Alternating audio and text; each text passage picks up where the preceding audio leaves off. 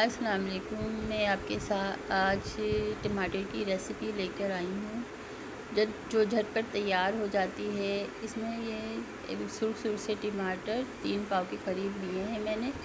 3 पाव के करीब हैं ये टमाटर। और इसमें प्याज का भी इस्तेमाल होगा। ये बिल्कुल डिफरेंट स्टाइल की है। ज़रा ये है कि इसमें 3 दरमियानी साइज़ की प्याज मैंने बिल्कुल बारीक बारीक स्लाइस करके रख लिए। ये बारीक बारीक काट लें इसको स्लाइस। अब काट ली है मैंने। अब ये जो टमाटर है इसके 2-2 पीस कर दिए हैं। सारे टमाटरों के मैंने 2-2 पीस हाफ़ पीस करके रख दिए। एक पैन में 2 चम्मच, ये वाले 2 चम्मच तेल डाल के, कुकिंग ऑयल डाल के प्याज मैंने डाल दिए इसमें। प्याज बस हल्की सी सोते हो, इसको ज़्यादा फ्राई नहीं करना है। ब्राउन कलर की ना हो, ब्राउन कलर ना हो, बस हल्का सा इस तरह हो गई, जैसे अब पिंक सी कलर की हो गई है ये प्याज, हल्की सी सोते हो गई है। अब इसके अंदर हम टमाटर के स्लाइस जो है पूरी प्याज पे सेट करके रख देंगे आराम से, एक एक करके सारे जो है टमाटर। ये चटनी डिफरेंट स्टाइल की बिल्कुल झटपट तैयार हो जाती है। ज़्यादा देर गर्मी में खड़ा नहीं होना पड़ता, गर्मी की सौगात है।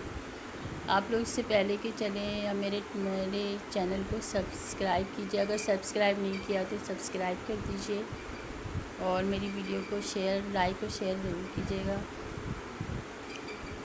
ये सारे टमाटर के स्लाइस एक एक करके रख देंगे पूरी प्याज पे। टमाटर के स्लाइस मैंने रख दिए ये सारे। अब इसमें थोड़ा सा पानी डालकर और इसको धीमी आंच पे ढक्कन लगा के रख देंगे, ताकि जो है ना ये टमाटर के जो थोड़ा सी स्टीम लगेगी तो इसके छिलके आराम से उतर जाएंगे। मैंने थोड़ा सा पानी डाल दिया।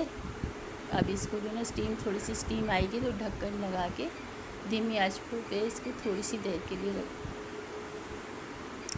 अभी स्टीम थोड़ी सी बनेगी तो इसको ढक देंगे, ढक्कन लगा के इसको धीमी आंच पे रख देंगे थोड़ी देर के लिए, ताकि ये स्लाइस इस भाप से जो ना टमाटर में भाप लगे, ये थोड़ा नरम होंगे तो इसके छिलके आराम से उतर जाएंगे।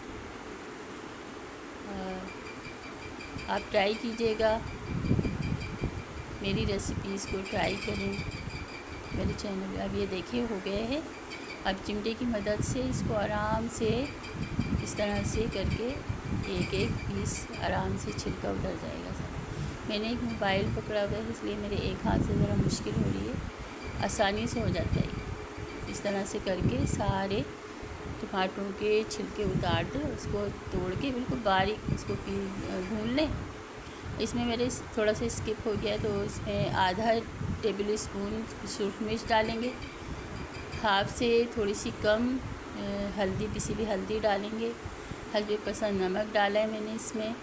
2 चुटकी सफ़ेद ज़ीरा डाला है और थोड़ी सी 2 चुटकी के करीब चीनी डालिए ताकि कलर सही रहे। अब इसको भून कर खूब, जब इस ऑयल ऊपर आ जाए तो इसमें बारीक बारीक हरी मिर्च काट के इसको रख के ऊपर से थोड़ी सी हल्की आंच पे इसको ढक के रख दें थोड़ी सी देर के लिए। 1 से 2 मिनट के बाद ये रेडी हो जाएगी, झटपट तैयार है।